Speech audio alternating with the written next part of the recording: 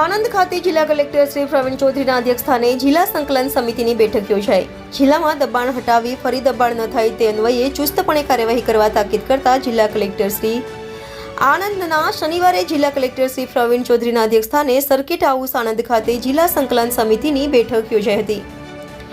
બેઠકમાં ઉપસ્થિત સંકલન સમિતિના અધિકારીઓને જિલ્લા કલેક્ટર શ્રી પ્રવીણ ચૌધરીએ જનપ્રતિનિધિઓના પ્રજાલક્ષી પ્રશ્નોને નિયત સમય મર્યાદામાં હકારાત્મક નિકાલ લાવવા માટે સૂચના આપી હતી। આ ઉપરાંત કલેક્ટરશ્રીએ અધિકારીઓને સંકલનની બેઠકમાં સમયસર હાજર રહેવા તાકીદ કરી હતી। અધિકારીઓએ પરસ્પરના સંકલનમાં રહીને પ્રજાલક્ષી કાર્ય ઝડપથી કરવા અનુરોધ કર્યા।